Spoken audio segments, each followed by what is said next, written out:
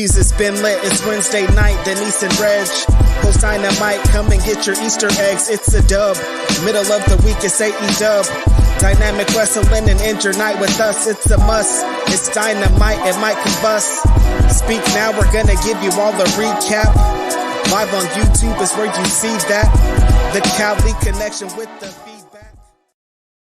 The California connection is here and we are live. It is Valentine's Day. Happy Valentine's to everybody here that is watching. Happy Hearts Day. That's what I like to call it.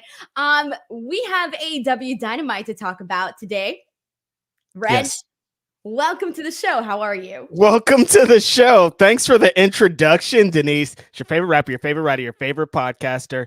It's Valentine's Day and Denise is doing a podcast and not being with her husband. That's where life lands you. Sometimes if you're a content creator, her husband's probably in the back with chocolates, flowers, just waiting. And she's like, I got to record, talk about wrestling. Like, what kind of life are you living over there, Denise Salcedo? I'm being scolded for not being out enjoying my life and out here showing up for work. Look, the way that I see it, okay, is that I pay half the roof in this house, okay? I pay for half the bill. Money. This internet that is happening right now, this light that you are seeing, those are the bills that I pay. Wow. So if my hubby and everybody in this house, which is just two people, want this stuff paid, I got to show up to work, okay? This isn't fantasy land. You started talking like a damn Destiny Child song. What happened here? The light on my house, I bought it. The roof.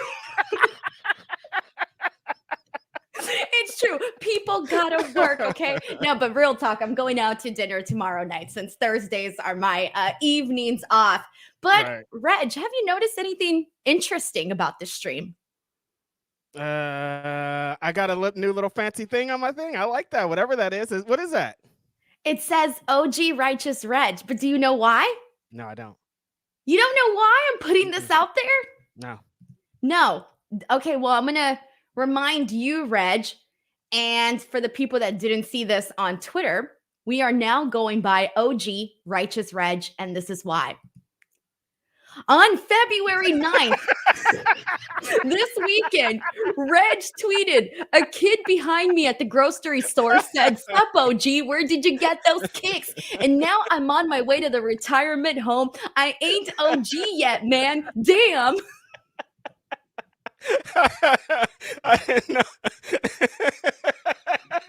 Reg, I was laughing about this all weekend. I had this planned for a whole week. I was like, I'm going to chill Reg. I'm going to put OG on his layout. Dude. I didn't know where this was going. Like, what is Denise talking about? Yeah, I am the OG. I am cool. And then you put up this tweet. Come on, Denise. Ridiculous. Yeah, I'm in the grocery store just like putting my groceries away. And this little dude behind me is like, what's up, OG? I'm like, OG, dude, how old do you think I am? I'm not a grandpa out here. Whatever. He liked my sneakers. But Denise, I'm not the OG yet. It's not time. I'm not old enough. That is something sprung upon somebody, 40 plus at least. How old was the kid? He probably was like 12. Okay, see, to like 12-year-olds, you look like way older. If the guy would have been like 16, 18, 20, then that would have been messed up. But since it's like a little kid, to them, like 12. Adults just look like way older. Like they probably thought you were like 60. Yeah. Damn, Denise. Reg, I have a question. When you start to gray, are you going to dye your hair or are you just going to let it be? Denise, I got a couple grays in my beard and I'm so excited. Like, I want to be full on silver fox, gray hair. Like, no, I'm not getting away from that. That's exciting to me. I want to have long gray dreads. I want to be the old man out here looking like that. That's an exciting element to me, Denise. I'm all in. Like, I don't know why Just for Men commercials come on and dudes are like, well, I'm like, nah, dude, you better embrace that. Like, what's the deal? I don't know. Like, what are you running from?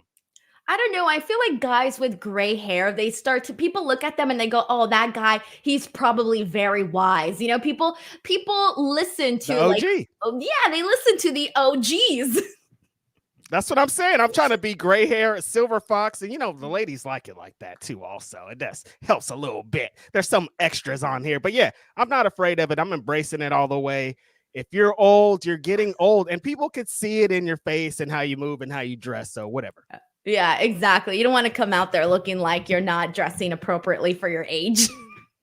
I might not be. This little kid, like this 12-year-old, likes my gear. How am I doing something wrong? I don't know.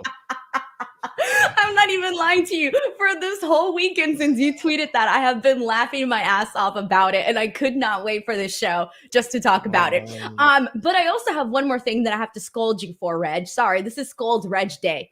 You're not wearing pink, and I had said that today we were going to come on here and wear pink. I'm doubling the pink, bro. What do you think this is, Denise? I didn't agree to this last week. You were like, I'm like, I don't know if we're doing this. Like, yeah, I wasn't prepped for this. I don't even have anything pink. All my Bret Hart shirts are somewhere gone. Denise got me into this Valentine's Day thing's a made-up holiday by Hallmark to sell, I don't know, whatever. I hope everybody's having a great Valentine's Day out there. I wore purple to maybe offset it.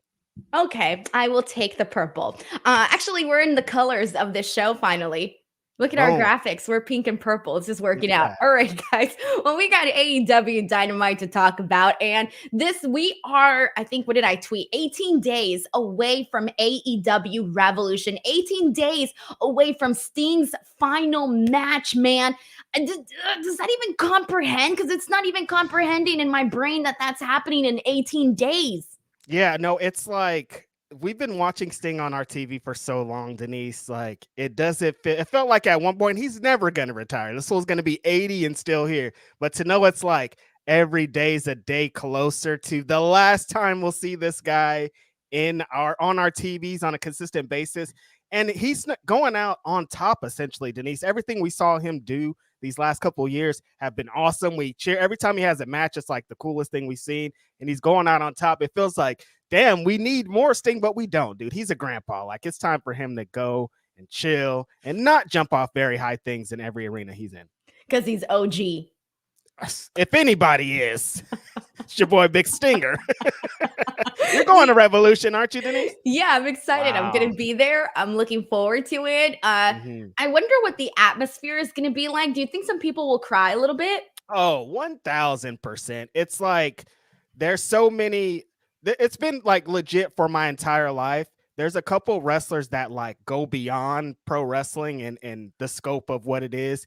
There's some wrestlers that you just know their name. And for a long time, Sting was the face of an entire brand. When you thought about WCW, it was like Sting. When people talked about WCW, it was Sting. I remember, I'll never forget, I was in second grade. This kid got me, he had birthday invitations, WCW, yellow and purple, Sting right there on the front. Like, he's been the brand representing for so long, and to know that this is it and he's going out against the Young Bucks, Denise, I'm very excited. So yeah, knowing the history of that, face painting, everything he represents, there's going to be tears, there's going to be all kinds of wild stuff.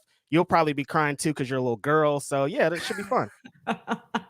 I'm not going to cry, Reg, okay? The last thing I want is to be those people that get caught on camera crying. Ooh, you know, they're going to find you too, Denise. They can't wait to see you cry. Oh, hells no. Oh, hells no. But so I want to start a little bit of some drama. Can I start some drama? I'm going to start some drama here on the chat. And I want the chat people to get in on this. I'm going to start the drama.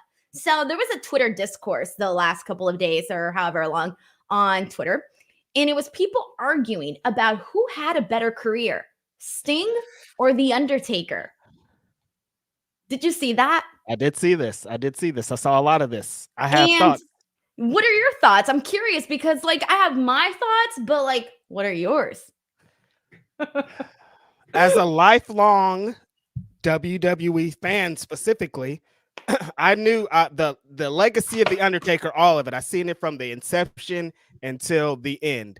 And for the beginning of the Undertaker career, it was not the greatest stuff. He was the sideshow. He was in there against the biggest guys, the fattest guys, the tallest guys. He was the Undertaker. He was the gimmick. He lived it. Paul Bearer with the urn, all that. He was that guy. It wasn't until like 1996 or something where he got to cook. He got in there with Bret Hart. He got into have these opportunities, but he really didn't start being a great in-ring talent till like 2005 and stuff. So there's been like moments and stuff where it's not been the best. So there's no way that I could ever put him, if we're talking in-ring, we're talking anything, over Sting. Sting, like I said, I led us into this by saying he represented a whole brand. He was the face of a brand. The whole 1997 NWO, the only reason NWO really was hot as it was, because they were chasing after Sting. Like, Undertaker's never had something where the whole thing is based around him, and Sting's been in a number of those.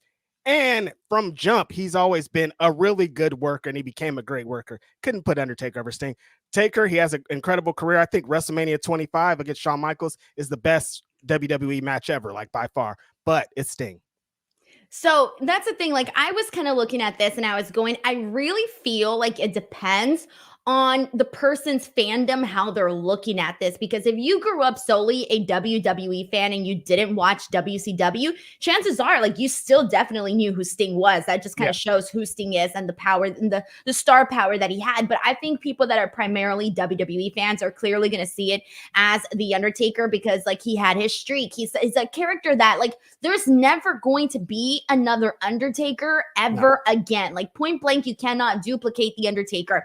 And so, like, I was kind of first seeing it like, okay, I get why, you know, people are saying it would be The Undertaker. But then there was something that I thought about, and then you kind of already highlighted a lot of Sting's career, but there was one big thing that I feel is kind of carries over in winning the argument for Sting being the one with the better or bigger career, however you want to phrase that, is that Sting didn't need WWE or Vince McMahon to become the icon Sting. And that within itself, I feel carries a whole lot of leverage in this argument that people were having. But again, I guess it just depends on people's perspective. But I do kind of see it a little bit more on the Sting side for sure. Yeah, I think at the point that Sting went to WWE, I think he only went there because his fans, like, he was like, there's something that my fans really have been talking about for 20 years at this point. They think like there's this empty thing. He could have finished out his career, never went to WWE and have been fine. I think he went there just to be like, here you guys go. I finally did it. Maybe they'll give me this match with The Undertaker. They fucking didn't, but we got to where we are. But yeah, Sting is just done it at a high level in different play. He done it in WCW, he did it in TNA, he did it in AEW now, and he is little stint in WWE. So he didn't need WWE, but he did go and do that. It's just like his resume is just grander. And that's nothing against The Undertaker. Like, if you make a Mount Rushmore of WWE guys, like, he's up there. Oh, 1000%. And like I said, like, you can't duplicate The Undertaker, but you also can't duplicate Sting. So there you go. I wanted to, I don't know why I started off with that topic, but it just popped into my head while we were sitting here talking about Sting. But I'm going to go ahead and get into some super chats here, and then we'll go ahead and dive into what went down on AEW Dynamite. First things first, as always, thank you so much to Sheldon Jackson for gifting 5 DWL memberships. We got Crazy 101 who says, what an episode of Dynamite. Revolution looking lit. Chi-Town Spurs says Matt effing Taven, possibly the best showcase for him that he has had by far tonight on AEW. We'll get to that in a second. Roberto Arsenal says Toni Storm's segment was perfect. Ospreay's first match as a member of the AEW roster seems like a 5-star in the making. We got Taylor Cannon here, who's been a DWO member for 12 months, who says, what up, Kelly Connection? Hope you both are well. Feeling good, man. Feeling good. Grapple Geekery says, getting old is hell, Reg. Man, I don't. And my birthday's coming up too, Denise. What are you getting me? When's your birthday? March 11th. March 11th? Oh, I got to put it on the calendar. Remind me. I got to put this on the calendar. Patrick S says, OG Reg. Look what you done started. Matt Logan says, excellent show tonight. Main event had the crazy bumps. Thank you so much to Matt Logan for the super chat. We got Corey MacArthur who says, happy Valentine's Day. Denise, and where is the pink Reg? See the people, like, we promised it. Like, here I am booking this. I booked this match, Reg, and I keep, now all of a sudden I'm out here not delivering to the people. How dare you do that to your fans through me, Denise? We got Delayed Gratz here who says that death match was better than it deserved to be. AEW gave us a death match for Valentine's and gave Reg a segment with Shayna Wayne. Oh, the second Shayna Wayne came out, I was like, yo, here we go. We got some topics here for the post show. But since the most comments that we've gotten so far are about that main event, sorry, Reg, I don't know why I did this to you. We got Frito Cat here who says, old man Reg. Come on. I did you dirty, bro. I don't know why you did this to me. We're supposed to be nice to people on Valentine's Day, Denise. You hand them a little card. Bam, bam, bam. Did you do that in school, Denise? Get you the night before, get you a little whole like, oh, Jonathan and Lizzie and Jeffrey, and then you bring up cookies and you bring the plate of cards. Yes, I did. My mom. I know you did. You totally would. That's a Denise thing to do. I used to show up with candy bags for the whole class. I was that person. So I thought about this a whole lot. Definitely. Denise, you were you forgot to give us homework, kid in school, huh? To the teachers. No comment. Yeah, I know you were. Hey, teach, you forgot. Everybody's like, Denise, shut up. Hey, man, I'm just a good girl. What can I say? Okay, so since we're talking about, most of our comments have been about the death match, we might as well start there. This was the main event, Orange Cassidy versus Matt Taven, Texas death match, and there were some really cool spots that some of the people have mentioned here already, some of which include Matt Taven going straight head first into this table like it's nobody's business, going right into some thumbtacks, some big moments. Both guys get busted open. Reg, I'll be honest with you. When I saw that this match was announced, I feel like it's been such a long time since I've seen the version of Matt Taven that I've enjoyed, because I have enjoyed his work in Ring of Honor. Ring of Honor pre-AEW, pre-Tony Khan owning Ring of Honor, the work that Matt Taven did there, I was a fan of. But it's been a long time since I had seen that version of Matt Taven, that when this match was announced, I didn't even move. Honestly, I didn't even move. And this match ended up being a really good one. And like I said earlier, the best thing we have seen from Matt Taven in AEW Dynamite by a landslide. You know, Denise, earlier in the show, they had announced that this was going to be the main event. And I was like, are you sure? Like, I'm a big Orange Cassidy fan, and I like the Righteous a lot. Like, not the Righteous, sorry, the Kingdom a lot. They deserve to be ROH Tag Team Champions. But I was like, this match specifically, the main event with this show. But then they had the match, and I was like, oh, I see why. We got a bloody, bloody brawl here, Denise. And also when they announced the Texas Death Match, I was like, we just kind of had that Texas Death Match. It's been a few months, but it's still fresh in people's minds. Are people going to remember? Like, this was so different than that, though. I think Orange Cassidy has been on a run. I've seen people being kind of, I don't want to say bored, or they're at this point of like, Orange Cassidy's he's been doing a lot. He's always on TV, but maybe it's time for him to take a break. I don't think so. I think he's an incredible, talented guy. He should be put into positions like this. And this match is exactly why. There was thumbtacks, Denise. There was tables. It was bloody as hell. Both guys were busted open very disgustingly. I thought it was a really good finish too, with the orange punch with the chain, the thumbtack spots. Like, Matt Taven, I think we all know he has this in him. He's a former Ring of Honor world champion, but being in a tag team with Mike Bennett and kind of the situations they've been in the last couple months, he hasn't really got the chance to showcase who he really is. And today was like, oh yes, Matt Taven, that's the former Ring of Honor world champ. That's the guy with the most confidence in the world. This match was awesome. If you want to seek out something from the show, this is right here, some hardcore blunder, great match right here. I liked it a lot.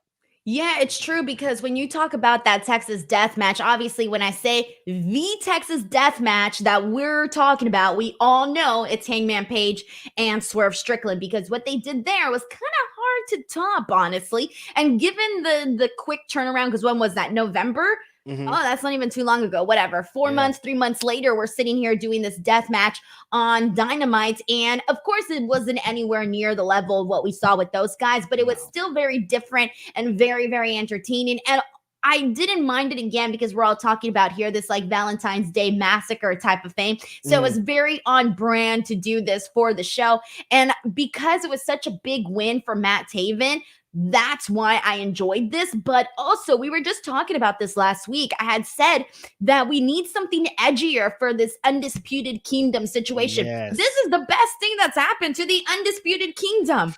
By far, Denise. Like, this is the type of stuff we want to see them in. If they're going to be doing this angle where they all interfere and do matches, do it in this. Like, have these guys, like, why should we care about these guys at all? Like, before tonight, it was hard. Like, even with the Wardlow segment that we'll talk about. Let's talk about it now, Reg. As soon as you're done with your thought. It's like, all right, still, I'm like, what is going on with this group? Are we going to ever care about it? Is anybody ever going to care? And then they did this main event. I'm like, that's how you do it right there. Just give us some good matches. Give us some good stories. Let these guys be these guys because they've been on some kind of leash for some reason and just let them off the leash. Let them off the leash. That's good. That's good. But Wardlow is still currently on that leash. He had this squash match against Barrett Brown. Now, we have seen a lot of Wardlow squash matches. We've seen the Powerbomb Symphonies. Yeah. I would say more than half of the squash matches, if I was rating these squash matches, okay, just the Wardlow squash matches that we've seen on a scale of 1 to 10, based off of what I saw here tonight, all the other matches would be like on a level 8 and 10. Because today's squash match was, for me, like a 0.2. I can't even I know we know it's a squash match, right? Right, we know that. Mm-hmm. But this squash match almost didn't deserve to be called a squash match. Right. Because I feel like in a squash match, the person getting squashed should be getting squashed. This was more so like, I don't know how to explain it. Like, am I wrong here? Like, was this match not in slow motion? Yeah, no, I know exactly what you're talking about. There was points where it's like, there's in the squash match, it's like, all right, the guy is getting over on the person, blah, blah, blah. He's posing, but there was like dead spots, and there shouldn't be dead spots because they don't have enough time for dead spots. It's a squash match. Yeah, there was the amount of time that they used and what was utilized. Interesting. This whole Wardlow experiment is not an experiment at this point because I don't even feel like they're trying anything new, Denise. Like, we've been seeing the same thing for the last 2 years, and he has no momentum. He has nothing behind him, and I still feel like it's a very easy fix. You could get to a place with him because he still has that presence. He still has that aura, but as soon as the bell rings, we don't care. He's got the look. This man can do a freaking swanton at his size. Like, what the heck? I mean, freaking senton, whatever the hell he does, all right? He goes all crazy. We know what he does. But it's like, what is happening here? So I went on Twitter, by the way. And I know we shouldn't be relying on Twitter. I don't care. It's my favorite app, okay? I'm going to go and I'm going to see what the people are saying. And I searched Wardlow right when the match was happening after it happened to see what the people were saying. And I almost wish that, like, everybody who... it was very obvious, Reg, at this point that the IWC is sort of feeling like they're really, really over this at this point. Like, they're sort of turning on Wardlow, but not in the turn that you would want. Not like we hate him, he's a bad heel. It's like we're bored. And that's work. It's just the boredom. That's what it is. It's not like, oh, this is like bad. It's just boring. And that's a problem. Like, this guy is the total package in the sense that he's got the look, he's got all of that.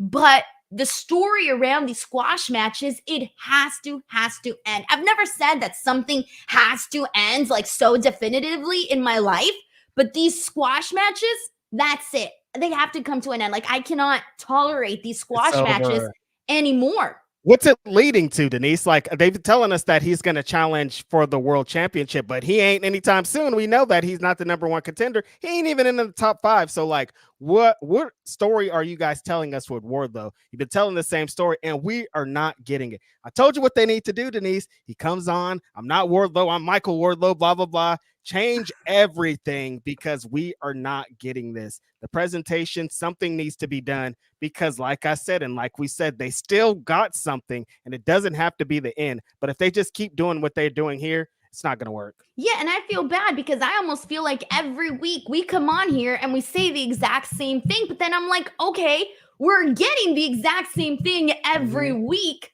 My thoughts and feelings have not changed. It legit, they can run like a super cut of us being like, we're the same conversation like 20 times at this point. Change it up. It's not our fault. You guys, stop showing us this. This is a post show. We talk about what we saw. When they got to the match, Denise, and they're like, Adam Cole's here on commentary, and then he didn't say anything. And I'm like, what is this? Why are we doing this? They seem even way lower than they were when I was mad initially. Now they don't have any plans besides the Roderick Strong thing. On the other end, they got nothing. And it's like, yo, these are a lot of talented wrestlers. Like, This shouldn't be happening. Why is this happening? Have you ever had non-dairy cheese? Mm-hmm. You have. Did you like it? No, it's bad. Really? Okay. Vegan pizza? Oh, God, you guys. Why? Please help me. So I recently started eating non-dairy cheese, and I really thought that it was going to be like terrible, right? Oh, yeah. Okay. Mm-hmm. No, you don't know where I'm going with this. You don't know where I'm going with this, Reg. I don't even know where I'm going with this. I thought the non-dairy cheese was going to be terrible. It was actually really freaking good. It's come to a different place. I was vegan for a while, probably like 6-7 years ago, and vegan cheese back then was awful. Technology changes all the time, and it has gotten much better, but it was bad for a while, really bad. But I bring this up because as I was watching the squash match, I was thinking about the freaking cheese. That's how bored out of my mind was, that I was thinking about how good my non-dairy cheese is. And then I thought, my God, I prefer non-dairy cheese over these freaking squash matches. What are we doing here? Literally, Reg, that's what was going in my mind as I was watching this match. I was like, you know what? That non-dairy cheese is not bad. Oh my God. That's imagine getting a review for your match and I would rather have been eating non-dairy cheese than watching this. That's crazy. I know. What are they going to do, Denise? I don't know, but I feel really bad about it though. I will say that. I feel really bad about it. And I hope that they figure it out because it's not what you want to see, right? Like it's just not where we were at with any of this. Like when the devil thing was going on with MJF and everybody every week, we were talking about who's it going to be and all this. There was general excitement around this. It's not the same. Dude, we had at least like 2 months worth of podcasting material, maybe a month and a half, where all it was the devil, MJF, the devil. Mm-hmm.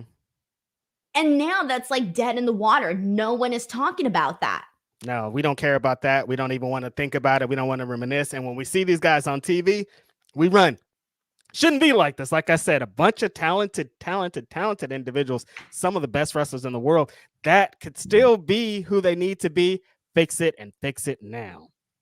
We got Sheldon Jackson here who sends in a super chat saying off topic, but prayers for Shotzi, because yesterday I said that for some odd reason on the main roster, whenever Shotzi gets an opportunity, something always goes awry. I feel for her truly. So it's crazy because Sheldon had mentioned this on the NXT post show. And I was like, oh no, like she's been great. Everything's been going fine, blah, blah, blah, blah, blah. Whatever. I finished this post show. I go on Twitter and the spoilers are out for the tapings of that match. And it said that Shotzi had gotten hurt. And I was like, oh my God, literally, I just finished this post show talking about how I was looking forward to seeing this match. Because you know me, I don't look at the spoilers. I don't look at spoilers at all. I wait until the actual match and the show happens, because then that way I can do my job when I review the shows. And it's more when I'm watching the shows, I don't like to know what's going to happen. I like to be surprised. Totally. So I was just like really, really sad about that because, well, we'll see what happens. But yeah, that would be a bummer for real. Unfortunate for Shotzi, man. She is an Oakland, California representative, so I'm always a big fan of hers, but she's just so her character and so balls to the wall and so great and so genuine that it's really unfortunate that she's been in these couple of injury situations that she has been in. So prayers up to Shotzi, man. That's unfortunate. Matt Logan says, Reg, don't give in to the pressure. No pink. No pink. But then on the other hand, we got Chris Ledeck who says, Denise, on Wednesday, we wear pink. Pink. Oh, all right. Grapple Geekery says, I thought that Taven damn near killed himself with that table spot. Scared the hell out of me. Dude, like he just like went shoosh. It was like he dove into his bed after a long, hard day at work. Honestly. Seriously, like I can't take it. Nobody talk to me. I'm going to bed. That's what kind of bump he took. Scary as hell, but you know, looks like he made it out okay. Farron Wolf at Squeeze says, people talking shit about AEW just for not having WWE numbers makes me sick. AEW opens door to so much people, wrestlers, fans. AEW deserves respect. So, I mean, I don't think we've touched on tribalism as much on this podcast, primarily because I feel like tribalism between AEW and WWE fans alike, it's such an ongoing conversation and we see it all the time. And so I don't know how much you've noticed, Reg. I don't know how often you search other people's like YouTubes or just content that's being put out there about YouTube. It is crazy to me how many views people can get simply by trashing the AEW product. Really? Yeah. So on my homepage, because I'm a wrestling channel, YouTube recommends other wrestling channels to me on my homepage. And so like you can control that. Like you log on and like whatever's on your homepage is on your homepage, right? Like even if you're not subscribed to these people, like the algorithm will like show them to you. And I see some videos where I'm like, holy shit, like this channel has 200 subscribers and all of a sudden the video has like tens and thousands of views because the thumbnail is trashing AEW and their booking, trashing AEW and their attendance or whatever the situation is. And I'm like, how the hell is a channel with less than 500 subscribers getting thousands and thousands of views? And it's based on, and I see this a lot I see where people get a lot of really big numbers trashing AEW and promoting it on the thumbnail. On top of that, I obviously post a lot of WWE content on here and a lot of AEW content. I have a mixture of an audience, people that like both, people that like either or. Hell, I even got people that like neither, but they're both here for some reason. I don't know. And I see and read the comments, Reg, and the amount of anti-AEW comments that flow through this page, through this channel, it is insane. Yeah. And I read these comments. I never respond, of course, because everyone's entitled to their own opinion. But I read the comments and I'm legitimately blown away by how a lot of people, and I'm not saying everybody, but a good amount of people do not understand how good it is to have a second company out there that people can legitimately have careers with. It's crazy, but I see it. It's out there and you're not going to stop it, you know? Like you're not going to stop it. Yeah, they don't understand that makes it more healthier. If your dreams came true, these tribalistic guys and people, if their dreams came true and AEW died, that'd be horrible. That wouldn't be better for WWE. That'd be awful for WWE.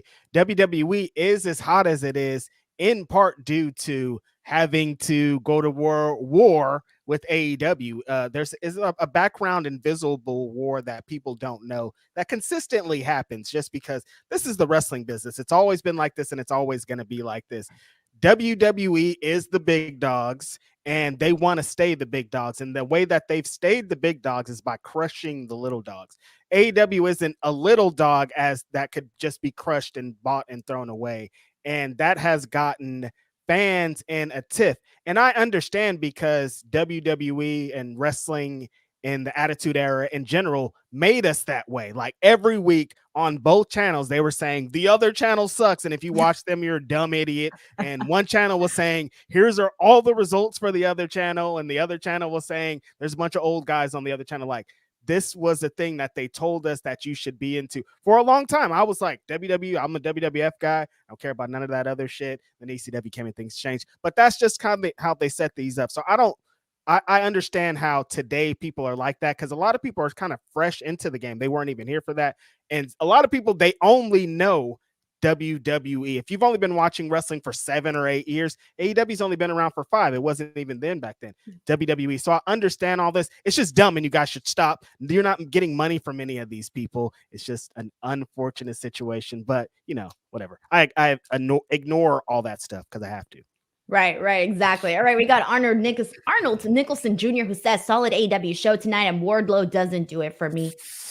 You should try non-dairy cheese, though. Try non-dairy cheese. Try non-dairy cheese. Yo, I need to get a non-dairy cheese sponsor. I'm out here putting it over. Christopher Marino says, also, why wouldn't Wardlow show up in the main event and just kill Orange Cassidy? I mean...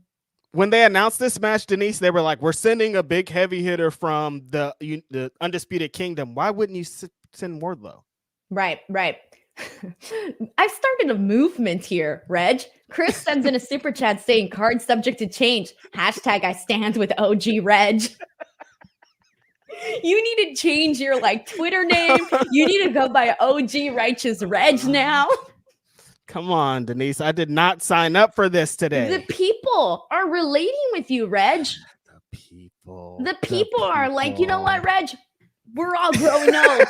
We stand by you. Oh yeah, remember we did our age check on here one time, and everybody was like, "We're all old too," so I get it. We're a bunch of OGs in here. I see y'all. I stand with you too, Chris. Steven Marchuli says, which roster would you rather have, guys, AEW or WWE? Oh, that's way too hard for me. I like so many people, half and half. I would take half of one side and half of the other side. It's very hard to go pick in that direction. Or maybe not for Reg, but at least for me. Reg, did you have an answer on this question? Denise. Bryan Danielson. Kenny Omega. Okada. Ospreay. Monet. Come on. All right. Well, there you go. At least, you know what, Steven? At least Reg gave you a straightforward answer. Come on. It's not even a competition. Would I want a great wrestling roster or a bunch of actors like Roman Reigns? I'm kidding. You guys, I'm joking. It's a joke. I do not stand with the OG Reg. Let that be clear. It was a joke. I'm going to be like those people, Reg. You know what I hate? And I know a lot of people do this, right? I hate when people put, and I'm so sorry if you have this on your bio, guys. I'm so sorry. But people put views are my own. You've seen that on Twitter, right? When people put that as your bio. And I'm like, no shit. I didn't log on to your Twitter page to get the views of Todd. No, I understand that this is your Twitter page. No, Denise, you have to say that because people think that like sometimes when I talk to like those guys at Fightful, and I'm like, I'm not talking for Fightful, dude. I'm talking for Righteous Reg. Or like I'll say something and they're like, oh, those guys at Grapsity. I'm not talking for the guys at Grapsity. I'm talking for Righteous Reg. You know, right? But you shouldn't have to explain that. Well, you know, some people should know if you're tweeting it. These are the words of Righteous Reg. These are not the words of Denise. These are not the views of Todd. Of Todd, exactly. It's what I'm freaking saying. So, like, I see. Oh, you just hate that they say it. Gotcha. Yeah, don't say it. I understand. You don't have to explain to me how Twitter works. You know, like, this is your Twitter page, dude. Like, it should be your views, but sometimes you have to say that because people be on some shit. Because some people really do be trying to talk for other people also because they're weird. But let them. So, anyways, I'm gonna be that person now. These what's the tweet? Reg's views are not my own. Oh man, I'm about to put it in my bio now. All right, let's see what we got here. We got Ellie here who says critiquing number 2 is important. It's not always hating. Mm-hmm. I do get that, but you critique everything. Critique number 1, critique number 2, all of that stuff. But we can tell. I think people can tell the difference between critiquing and just straight up talking shit. Straight up hating. Some people are like, I genuinely I'm giving you this to try to make you better, but most people don't care about that. They're just like, I hate this company and this is why, you know? Right. Thank you so much to Ali for sending in this super chat. Appreciate it. All right, so let's keep it going. I want to go ahead and get into the segment that we got here with, you know what? Okay, I was debating which one I wanted to go with first, but let's go ahead and start with this one. It's the Samoa Joe, Hangman Page, Swerve Strickland segment. Okay. So let's start there first because we know that this is the big match for AEW Revolution. And this was pretty, I would say, straightforward. You got Hangman and Swerve going at it. You got Samoa Joe basically shutting things down, man. I can't even tell you what he said afterwards because he went and started speaking at 100 miles per hour and literally shut both guys down and told them to, whatever this is, doesn't matter because come AEW Revolution, he is going to beat them both. And I really like that. He kind of set them straight. But this was a cool segment. And it left Hangman and Swerve arguing, handling their business. And it left Samoa Joe walking out, raising up the championship and looking on top, man. What'd you think of this? I love that the way that Samoa Joe ended it. Like, you guys shut up, get out of the way. I'm going to beat both of your asses anyway. So stop all this back and forth. Denise, I'd like to know your opinion on Swerve Strickland's mic skills. How do you feel about him as a promo guy? Because the last 2-3 months, he's been getting a lot of promo time, and I think he's been improving a lot. But being in situations with like a guy like Samoa Joe, you could see a little bit of discrepancies in his promo time. He's not as comfortable as I think he should be with the character that Swerve represents. I don't think his promos have gotten up to the rest of it yet, but I think he's on his way. How do you feel about him? Right.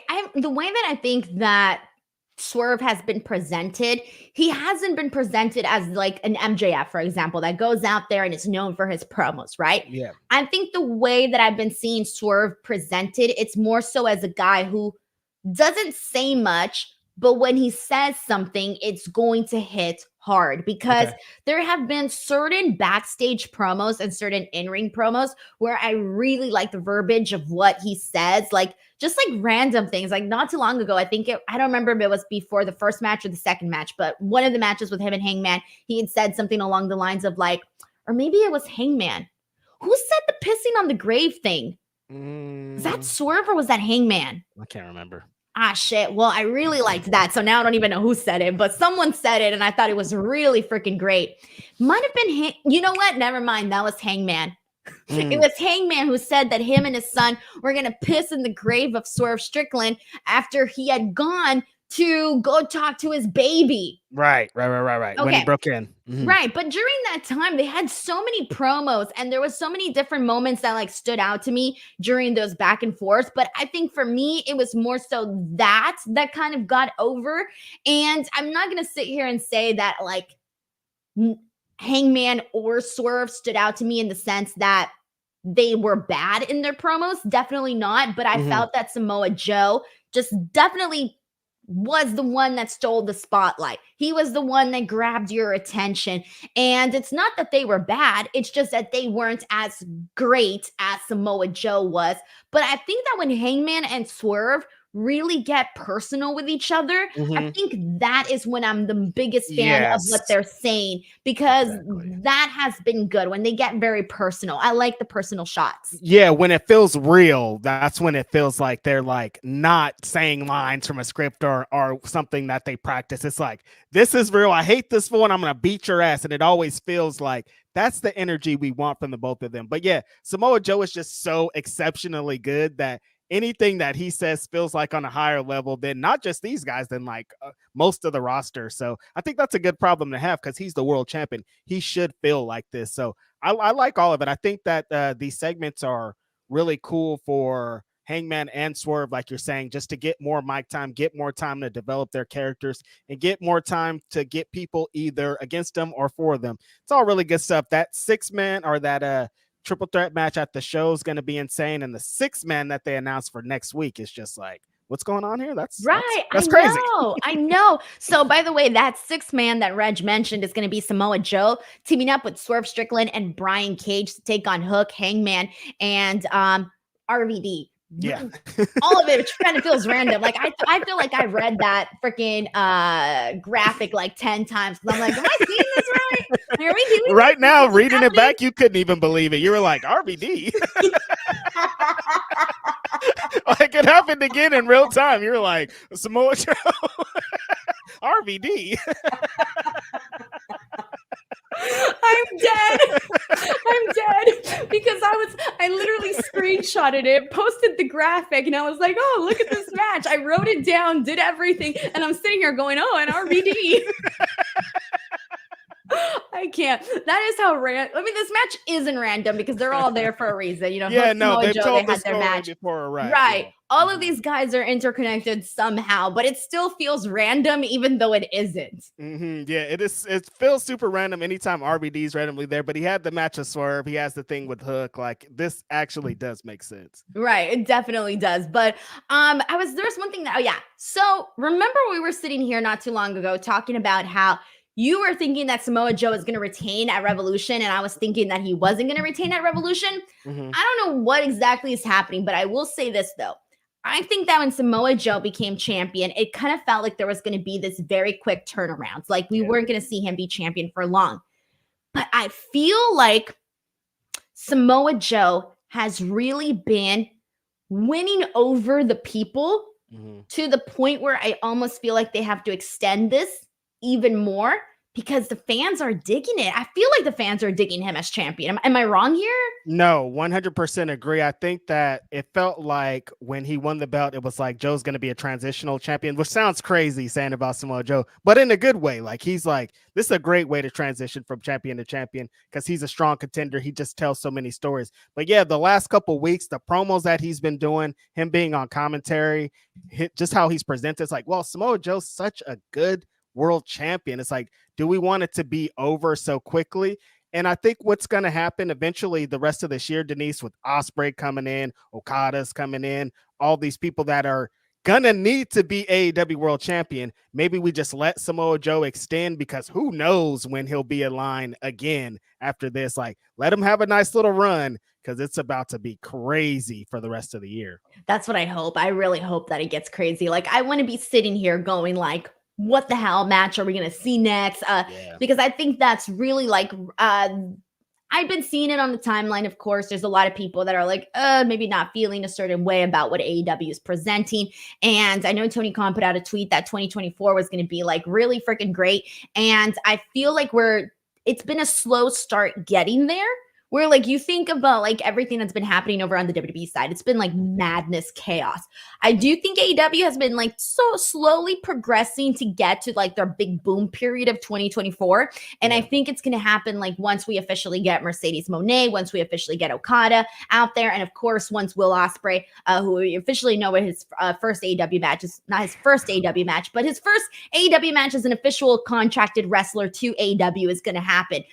So let's get to that. So we found out today, and this was through Don Callis, that apparently he cannot find anybody to face Konosuke Takeshita or Powerhouse Hobbs because everybody's afraid and nobody wants to face the Don Callis family. So he decides to take matters into his own hands and make a match within the family. So I was actually thinking, we're going to get Konosuke Takeshita versus Powerhouse Hobbs. That's what I was thinking. But then he was like, the match is going to be Will Ospreay versus Konosuke Takeshita. And I'm like, yo, that's some good shit. Like, I know this match is going to be good. However, I did see a lot of people that were saying on Twitter that they didn't like how this match was just kind of thrown together.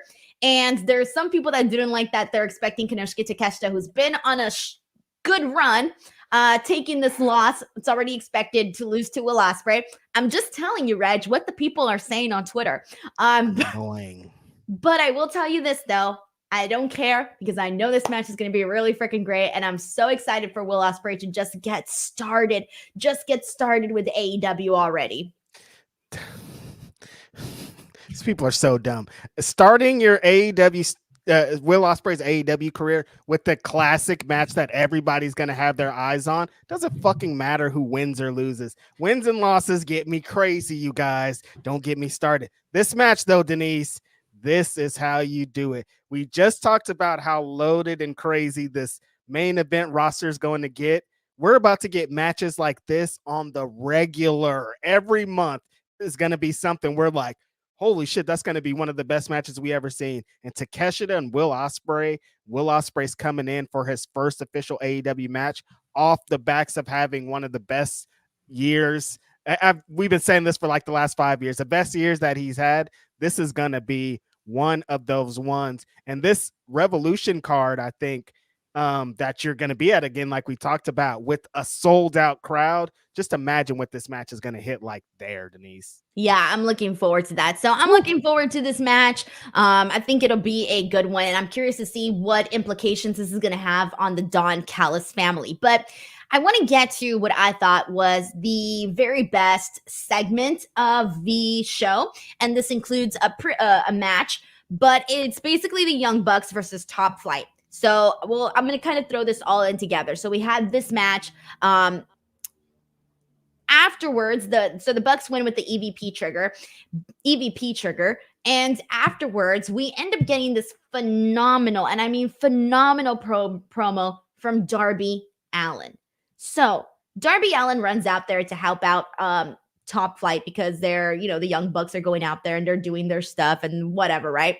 He goes out there and he has this really great promo where he tells the Bucks that when AEW first started, he was homeless, and he's spoken about this before.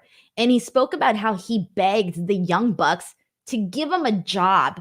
And they didn't, because they didn't see anything in him. And he says that they went out and they hired all of their friends, their California crew. That could have been us, Reg. That could have been us right there. But he basically says, and we see Brandon Cutler catch some strays here, because Brandon Cutler is thrown under the bus when Darby Allin says that in the very first show, Brandon Cutler was on the show and he wasn't. So that was kind of funny. But he went on to say that they are no longer the people that they once were, that they don't go out there and they're not about the mission statement of AEW anymore. And he basically throws them under the bus about all of these things, right? And I love this, man. I really, really love this. I thought that Darby just freaking came through strongly with this promo. I thought that they did a really good job of just, I guess, saying a lot of things that people say on the internet about the Young Bucks and bringing it into this promo. What'd you think of it? And what'd you think of the match? Yeah, Denise, lots to love on Valentine's Day about all of this, honestly. The Young Bucks, I think, coming off the EVPs, sorry, you guys, coming off this kind of new attitude and new stuff they're coming to, I thought that the matches that they would have would be a bunch of squash matches, or they would have like easy wins on their way up to this title match. But this match was not that. This match was everything I love and expect from a Young Bucks and Top Flight match. I was just thinking about it. A year ago, last February, I was at the match in Fresno, the Young Bucks versus the Top Flight. It was the Jay Briscoe tribute match, essentially, like a lot connected to that. This one told a completely different story. The Young Bucks are now in this EVP thing. They got the same outfits on from last week. Did you notice one thing about this match, Denise, and the Young Bucks since they've came back? Zero super kicks, no super kicks at all. Right. They haven't hit them anywhere in any of the beatdowns and any of the matches.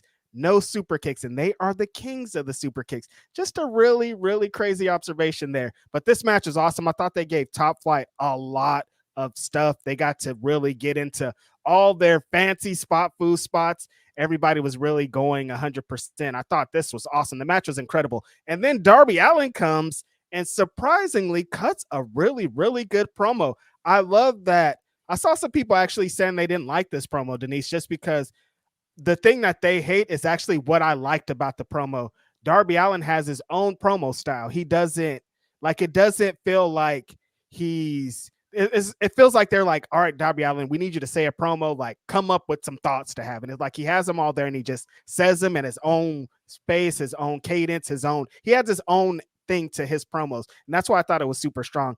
Calling out all the things we know about the Young Bucks, or people say about them, things we hear, and being like, you guys aren't who we came into this with. You said you're going to change the world. This is going to be a revolution. This is none of that. You just hired Brandon Cutler, a bunch of California boys. Like, these are all things that people say still to this day. And they still talk about the California crew, the California connection they also talk about. But these are all things that they say. So to bring them kind of to light, I think was awesome. There's also people like thinking that it's too inside, you know what I mean? Like there's too much inside baseball, as they like to call it. And I'm like, that's part of the Young Bucks gimmick though. Like that's the whole thing, is they do this inside baseball thing. They kind of get you to talk about the things that you know about that we're not supposed to talk about.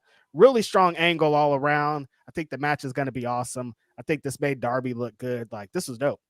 I thought this was the best part of the show, the Darby promo. So like, even hearing people that didn't like it, I'm sorry. This was my favorite part of the show. And I feel like, when it comes to Darby and his promos, he has few and far in between, but all the ones that he does hit hard, because as you were talking, I was remembering some of his past promos that I really enjoyed.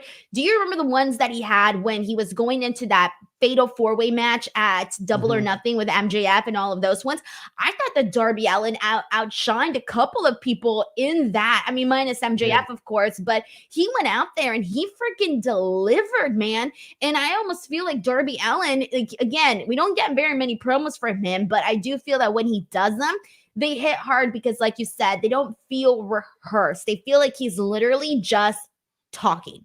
It's kind of like the same thing you were saying about Swerve and what makes Swerve things really good. He doesn't say a lot and he's not like the most talkative guy, but when he does, it hits really hard and you want to focus in on exactly what he's saying because you know it has some kind of weird abstract meaning behind it, but it fits his character so well. And when it comes to the inside baseball stuff, let's be real. AEW does a whole lot of this. That's what they do. Because they have a hardcore audience. And for the most part, people know what they're talking about here. Nobody's ever really like in the dark. Like, what are these guys talking about? Like, there's people reacting in the venue and online about it. So it's not so much for me. And then on top of that, like, I feel like, let's say you're like, don't know about like the internet stuff or any of the things that are reported or things like that. Chances are, if you're watching AEW, you probably know someone that can tell you what that stuff means. Yep. I legit have friends that text me and they're like, what is this? And I'm like, this. You know what I mean? Like, yeah. So if you don't know initially, somebody will tell you and you don't even have to do research. Just go on Twitter or social media and people will break down straight. That's what's always funny about people being like, there's no stories. There's this. And I'm like, people will break down stories with hour-long YouTube videos on just one match or one feud. It's like if you go and look for it, you'll find it. Sometimes it's not always presented as you want on TV, but that's not how this works. Right. All right. Well, I was a fan of this. 2 thumbs up for me, man. This was a good one for me. All right. And I like Alexis P, who says, but what about the casuals? Because we see that all the time on social media. That's everybody's thing. But what about the casuals? What about them? All right. Well, I'm not here to talk about the casuals right now, but let's see what people are saying. This is from Rafael Garcia, who says, I was wondering during Christian's Coalition beatdown, I knew about FTR, but where is the rest of the remnants of the Jericho Appreciation Society? Angelo and Hager. We're still talking about the Jazz? I thought they were done. The Jazz. I like to call them the Jazz. I haven't even thought of the Jericho Appreciation Society in months. They be doing their thing on Rampage. That's why you don't know about it. I'm sorry. Why does this always go back to me not watching Rampage? Because anytime you say I haven't seen somebody in a long time, like, because they've been on Rampage and you don't watch that. I feel like I'm out here catching strays for not watching Rampage. It's a good show, Denise. They be wrestling on that thing, but you got to really like wrestling to watch it. Well, clearly, and you know what? That's it. I'm a casual, okay? You are a casual. That's it. What about the casuals, Denise, the casual? Wow. Oh man. All right, well, let's get to the segment because I can't wait to hear Reg's thoughts on Shayna Wayne. Here we go. So Adam Copeland, Daniel Garcia, they have this match together. Not a bad match, man. Like, you can tell that freaking Daniel Garcia knew what this match meant because he went out there. He was, hustling, making sure that he did his very best in this. They had some good moments. I love seeing Adam Copeland go for the spear. Daniel Garcia kicking him, trying to get, looking like he was going to get the win here, but he doesn't. We do see Adam Copeland get the victory. Oh, no, wait. Actually, no. This ended in a DQ. I'm sorry. Yeah. My bad. This ended in a DQ. And we get Nick Wayne and Luchasaurus who come out here and they break it up. This ruins Adam's opportunity. He was about to win this match. He had freaking Daniel Garcia locked in a submission. They came in, attacked him, causing the DQ. Sorry, guys. My notes got all screwed up. I forgot what I was talking about. And so they're live television. But Christian Cage returned here with Shayna Wayne, and this all led to this big giant, just like, I don't really want to call it, like, I hear people say scuttlebutt, and this feels like a scuttlebutt. So I'm going to use it. Yeah, I'm going to use the term for the very first time, scuttlebutt. That's what this felt like. But in this, we see Adam Copeland about to hit Christian Cage with a chair, and instead we see Shayna Wayne hit Adam Copeland with a low blow, and this leads to them eventually hitting Adam Copeland with a concerto. My God, was this segment as messy as the way I explained it? Yes. A lot started happening at one point. It was a lot of blunder, as they call it. It was like the match happened, and then it was like bam, bam, bam. I hated the finish. I'm sorry, you guys. I don't like because it feels like last week you were like, this match is between Swerve and Hangman, and the winner is going to be the #1 contender and get the match at the thing. Then they did the finish, the screwy finish. That one worked a lot better than this one did. And then they both became number one contenders. Then they have this match where they're kind of like, the winner of this is going to be the number one contender to the TNT championship. And then they have a screwy finish where we didn't get a real winner. It was like, I don't really like that. Regardless, I thought that this was Daniel Garcia's match to win. It wouldn't have hurt Edge. It probably would have been a good story to tell, but I do understand why they didn't do it. Shayna Wayne looked great though. Like that's kind of the moral of the story. She came in, gave the low blow. I'd like to get a low blow from her too. And then they gave him the concerto. All really good stuff. Really good work. What do you think they're doing here, Denise? Are they going to do a triple threat match for that belt too? That two triple threat matches for the belts? No, it can't be another triple threat match. I was thinking that this was going to be a straightforward Adam Copeland gets the win and goes on to face Christian Cage again. So that's what I thought. I wasn't actually expecting Daniel Garcia to win. You weren't. I kind of thought Danny G on his little trajectory that he's in with his last couple wins that he might get the victory here. That's why I didn't really understand. I feel like they sometimes hold back a little bit. I feel like they hold back. Who? AEW sometimes. I think they hold back sometimes on getting people to like actually have that big moment. So had Daniel Garcia defeated Adam Copeland, it would have been kind of a big moment, but I don't think that they would have done it. I don't think it felt. I don't know that maybe they felt that it was the right thing to go about, or maybe they just have different plans because, okay, do we have to see Adam Copeland, Christian Cage again? How many times have they done it in AEW? Has it been once? I know for sure it's once, but I'm pretty sure I thought I saw it twice. Yeah. You sure it was just once? They did the match in Canada. No, maybe. Yeah, I think it is twice because they did the match in Canada, original one. And then they did the pay-per-view match. Yeah. With the. Okay. Thank you. I was like, I know I'd seen this match more than once. Right. So to me, it's like, all right, do we need to see this match a third time? Not really, unless you really do some crazy stipulation that hasn't been done or whatever. And I just didn't see Daniel Garcia grabbing the spot from Adam Copeland. So that's why I didn't see him winning this. Well, look, now I'm extra confused as to what happened. Like, well, who's going to get the title match now? Are they going to do a tag match like I thought about? And I was like, that idea. I think they're going to do a 6-man. With who else? I think it's going to be Luchasaurus, Nick Wayne, and freaking Christian Cage versus Daniel Garcia, Adam Copeland, and a mystery third person. I don't know, RVD, because he's everybody's mystery person. Yeah, all right. I don't know. I thought that Christian was going to defend his belt at the show is all I thought, but he doesn't have to. I mean, he doesn't have to. Would you rather, I don't know, would you rather see like a tag team or a 6-man, or would you rather see Adam Copeland and freaking Christian Cage go at it again? I don't have a lot of interest in the one-on-one match, but I feel like they just did a 6-man. What was that at Full Gear? Didn't they do a 6-man at Full Gear? But I mean, like on a pay-per-view with Adam Copeland, do you want to put him in another 6-man? Like, put him in a singles match. I don't know. I feel like we see them all the time, like constantly. So, I don't know what's going to happen here. But anyways, that's where we're at with this. I guess we'll figure out what the actual TNT championship match is going to be down the line. Right. All right. Thank you so much to Rafael Garcia. We got Sheldon Jackson here who says, with Takeshita versus Ospreay happening, do you think this will be the match in which Ospreay breaks away from the Don Callis family and reunites with Aussie Open and reunites the United Empire in AEW officially? So I had mentioned when we were talking about this, like what this means for the implications of the Don Callis family. And this crossed my mind. Mm-hmm. Will Ospreay breaking away from the Don Callis family? Because you got to add some sizzle to this. It just can't be, these two guys. I mean, it could be just these two guys are in the same family having this match. And then they have the match, they have a competitive bout. And then what? They shake hands afterwards and we move about our merry day. Yeah, sure, that can happen.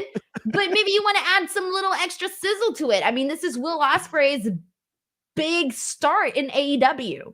I think the reason that they set the match up like this is because they're getting to this. The reason because how often do we hear that Will Ospreay's in the Don Callis family? That's not a thing that comes up consistently. And so for him today to be like, Will Ospreay's in our family and see you on blah, blah, blah, is why I think that they're leading to Ospreay being like, I'm not a part of this family, and give me Kyle Fletcher too. We're out of here, dude. I think that's where we're leading to this. But that match is going to be insane. I hope so too. I hope that this is what goes down because we need to add some intrigue to that besides the great match. Some story on top of it. Crazy 101 says, to be fair, they don't have a ladder match yet. That's true. That's true. They do like those ladder matches at Revolution, Face of the Revolution ladder match. Yeah. Some good things are being said here, but like, still though. So what do they do? Do they do do you think they'll do just like instead Christian Cage won't wrestle and we'll see like a freaking number one contenders type thing? I don't think so. I really don't know, honestly. They need to do, I think Christian needs to defend his belt though. All right. But yeah, Crazy 101 is right. We still don't have the Face of the Revolution match set up yet. All right. Let's go ahead and move on from here. I want to go ahead and get into one of the other really good segments, and that was the timeless Toni Storm wet ink vignette that we got here. Reg, this was good stuff, man. Mm-hmm. This was very, very good stuff. So basically, Toni Storm is adding to her tattoo, and as she's getting this tattoo, the way this video is shot is giving you some very suggestive imagery, you know, and audio. Yes, exactly. The WikiFeed people were very, very happy during this. Mm-hmm. And during this, we get some really good lines. And in fact, I feel like this needs to be a t-shirt or something, because Toni Storm tells Deonna Purrazzo in this that she basically took pity upon her, that she became her friend because she felt bad for her, and that she helped her get a contract, and she really helped her with her career. And then she says, quote, "I nurtured you on my bosom of brilliance. You suckled on my teat of talent, and now you bite the tit that feeds you." good execution, Denise. Or you bit the, did you say bite the tit that feeds you, or bit the tit that feeds you? Either way, it works. Bit the tit that feeds you. God, I feel very, like my word, like it just doesn't come out. It just doesn't come out. I don't speak this way. I've never said bosom until today. 31 years of my life, I never had to say bosom. I didn't even know how to spell it. I wrote B-O-Z-U-M. Well, people don't say bosom like that anymore. That's an old-timey thing. That's why it hits so hard, man. Yeah, this segment was insane, Denise. Her commentary throughout, her random moaning and grunting that she's doing while getting the tattoo. I love that she didn't get the tattoo covered up. She just got added onto it. I was like, man, this is telling a really good story. She's amazing, Denise. Did we talk about this last week? I think that Deonna should beat her. I don't know. What side are you on? I think Deonna should beat her too, actually. Yeah. I think we need to start things off with a bang. I think that they need to get to it. Why not? I mean, people are still going to be interested in Toni Storm. People are interested in Toni Storm primarily right now because of the character. The character's not going to go away. Yeah, exactly. She can probably even lean harder into the character without the belt. But here's the thing, though. You could tell a longer story here. You could have Mariah May help her out. She keeps the belt because Mariah May helped her out. Deonna Purrazzo gets screwed. You can do a follow-up match, give a really cool stipulation, because I think they're doing a really good job here, and they legitimately have a past and they have a history, and they're doing a really good job of telling that I almost want to see this extended a little bit. And I feel like a lot of times with the female feuds in AEW, it's a very quick and go type of thing. We haven't gotten a meaty, in-depth story with the women.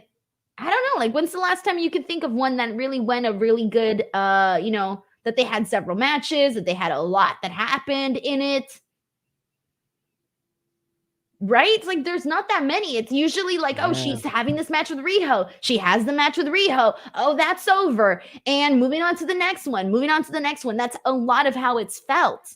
So I feel like this one, they can take their time with it because both of them are doing such a good job. Yeah, I was thinking of Athena in Ring of Honor, but that's a little bit different. But yeah, I think that if they can extend this if Deonna's gonna eventually win. If we're gonna extend this and Deonna's not gonna get anything, that's gonna hit a little bit different. It all depends on the follow-up.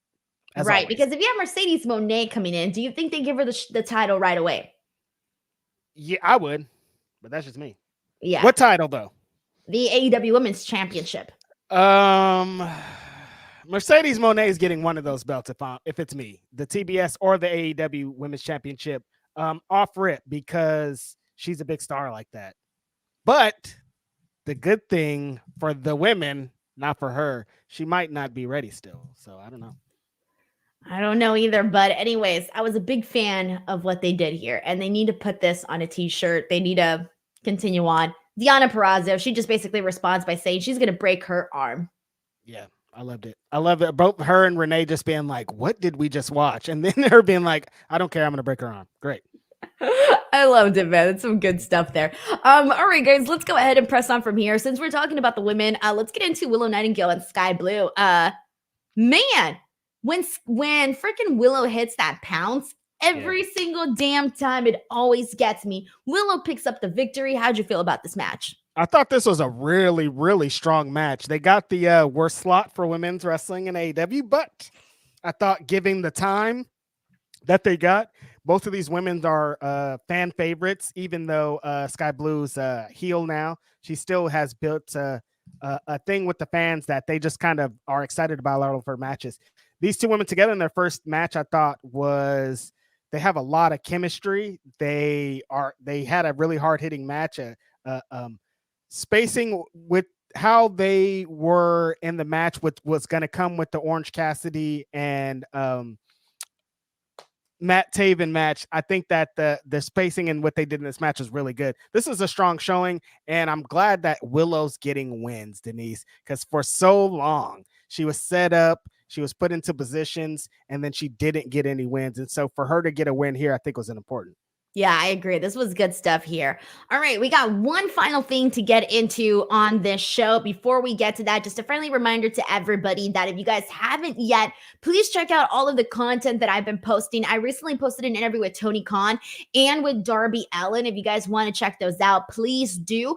On top of that, I have so much WWE content, so many interviews that I got with literally everybody: Rhea Ripley, Liv Morgan, Bianca Belair, Jade Cargill, Becky Lynch, Seth Rollins, so many cool people. All of that is here on the channel. On top of that, if you are an Impact Wrestling fan, TNA Wrestling fan, I uploaded an interview today with Dani Luna.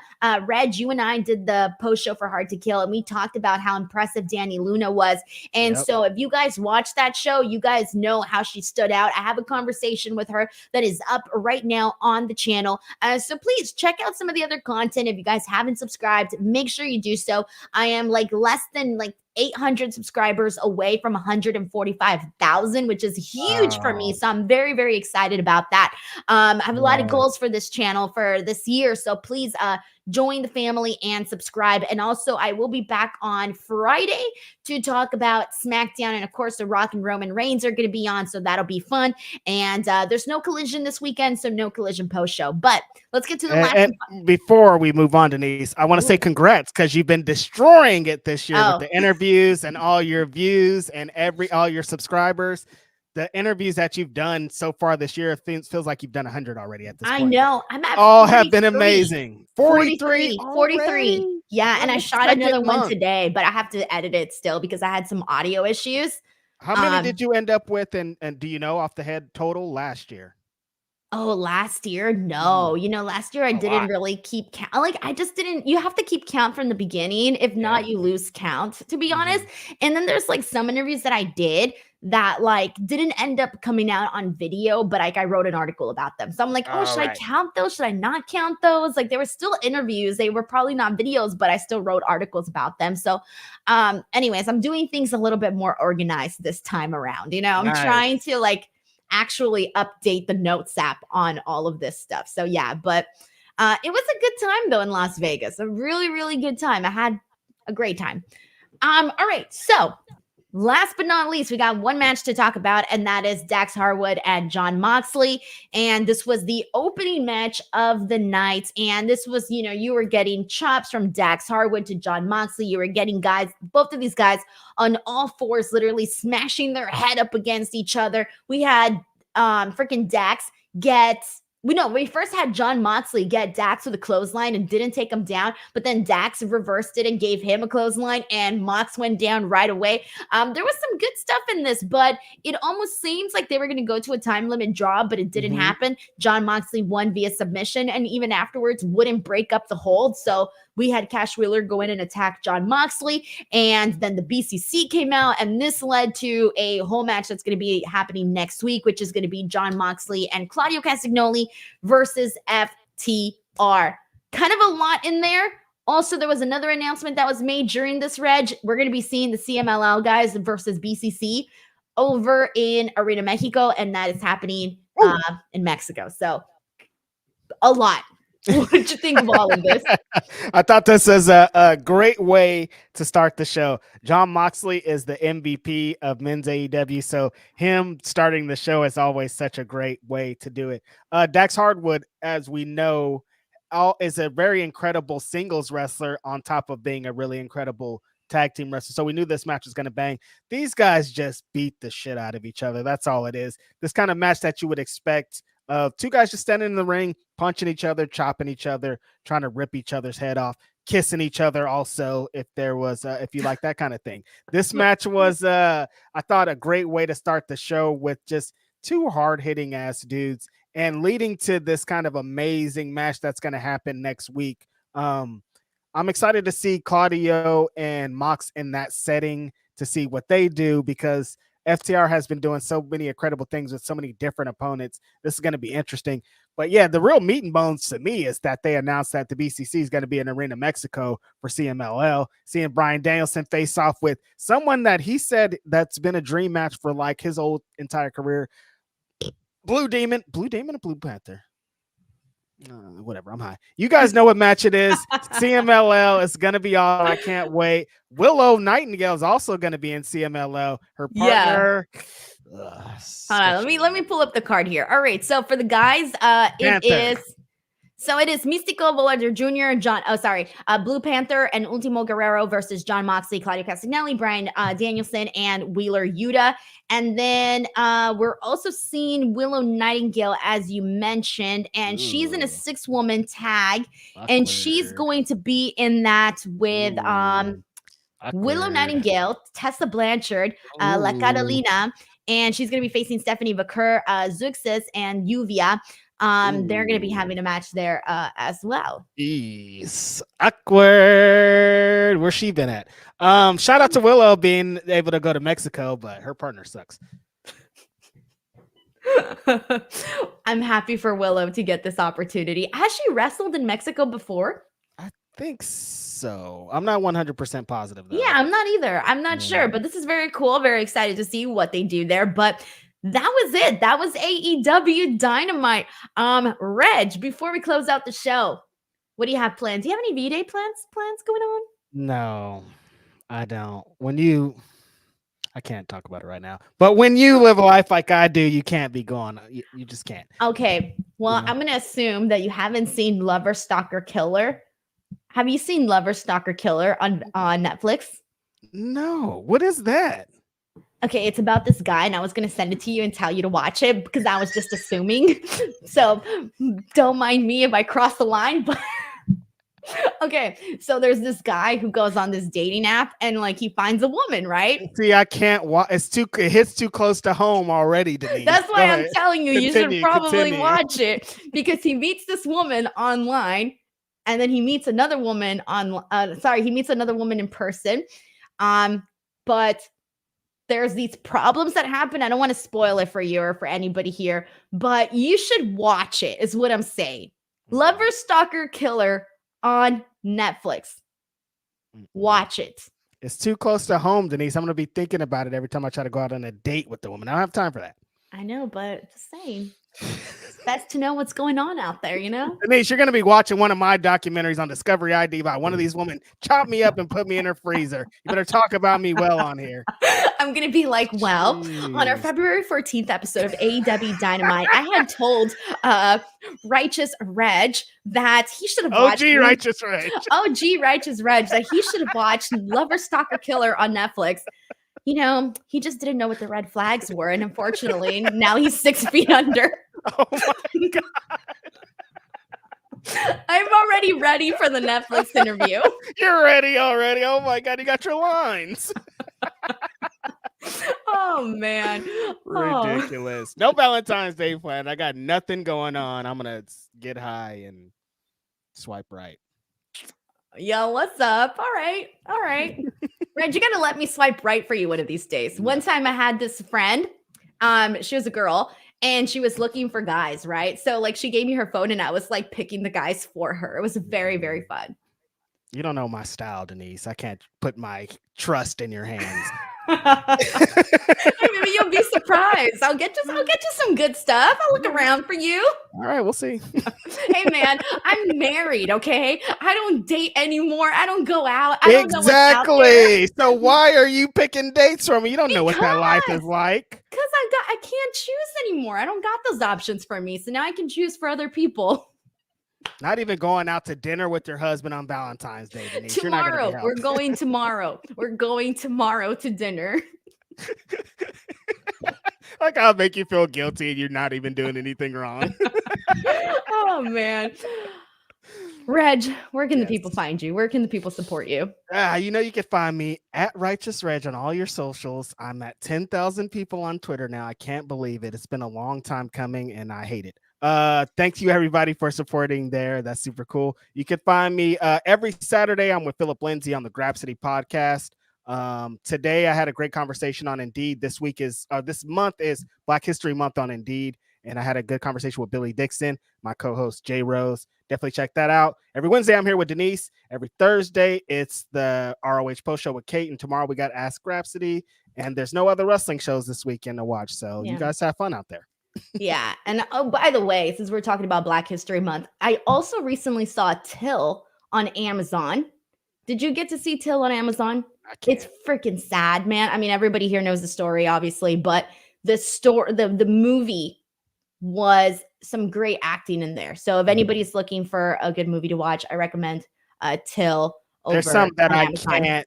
It's very hard. It's very hard. There's this movie called Fruitvale Station. I don't know if you ever heard of it, but it happened here in Oakland. A guy got murdered at the BART station by one of the BART security guards. BART is like a public transit type thing, you guys. And so it happened here in Oakland and I can't even start to watch it. The movie. I know the story, but I can't watch the movie. Until it's exactly like that. I know the story. I can't. I can't.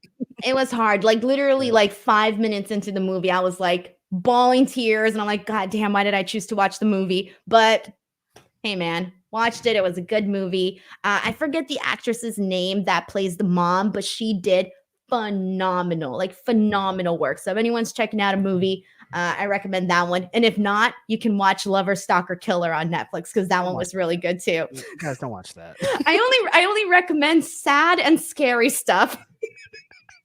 That's sad and scary. That's all I do. I just watch things and get depressed. Wow. Oh man, guys. All right, guys. That is the show. Thank you so much to everybody watching. Please do not forget to subscribe and we'll catch you guys on the next one. Bye, everyone.